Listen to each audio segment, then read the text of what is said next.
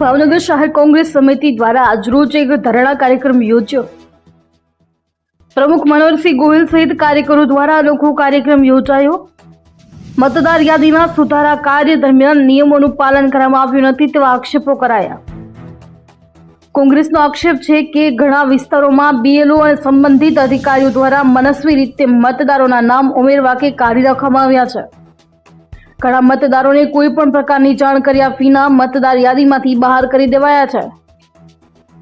કેટલાક વિસ્તારોમાં બહારના લોકોના નામ મતદાર યાદીમાં સામેલ કરાયા હોવાનો પણ કોંગ્રેસ દ્વારા આરોપ કરાયા છે।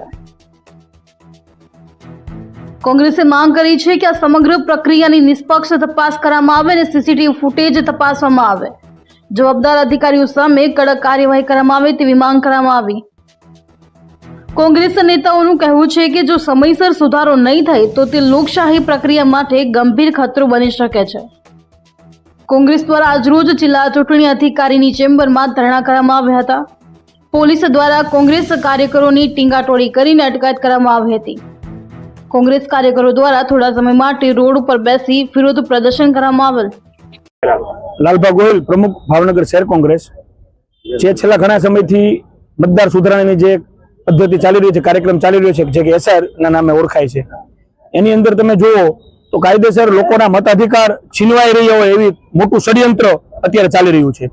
ઢગલા મોઢે ભારતીય જનતા પાર્ટી દ્વારા ફોર્મ નંબર 7 કે જે એકદમ બંધારણની વિરુદ્ધમાં ફોર્મ નંબર 7 જમા કરે છે। એનો અધિનિયમ એવો છે કે ફોર્મ નંબર 7 નંબર તમારે કોઈ પણ વ્યક્તિનો વાંધો લેવો હોય તો એનું મૃત્યુનું પ્રમાણપત્ર હોય કે એનો રહેઠાણનો પુરાવો હોય એ સાથે રજૂ કરવો પડે છે। આડેધડ રીતે જે આ ફોર્મ નંબર 7 જમા કરવામાં આવ્યા છે, અમારી કોંગ્રેસ પક્ષની માંગણી એમ જ છે કે કોઈ પણનો મત અધિકાર ખોટી રીતે છીનવાય નહીં, કારણ કે બીએલઓ એકવાર ડ્રાફ્ટ યાદી તૈયાર કરી નાખી પછી શેનો વાંધો હોય એમાં? તો આ ચૂંટણી પંચના લોકોને કે ભારતીય જનતા પાર્ટીને બીએલઓ ઉપર પણ વિશ્વાસ નથી એવું સ્પષ્ટ દેખાઈ રહ્યું છે। અમે અમારી એટલી જ માંગણી છે કે કોઈ પણ બીએલઓ આમાં સાજિશમાં સામેલ હશે કે જે પણ વ્યક્તિ સામેલ હશે એના વિરુદ્ધ પુરાવા અમે માંગશું, પુરાવા એકઠા કરશું અને જ્યાં સુધી એમના ઉપર એફઆઈઆર ન થાય ત્યાં સુધી અમે આંદોલન અમારા ચાલુ રાખશું। કોઈ પણનો મત અધિકાર અમે છીનવા દઈશું નહીં, આજ કોંગ્રેસ પક્ષની માંગણી છે। ઘણા બધા દેશની અંદર આ પદ્ધતિ જ્યાંથી ચાલી છે ત્યારથી ભારતીય જનતા પાર્ટી અને ચૂંટણી પંચની મિલીભગત સામે આવી ગઈ છે।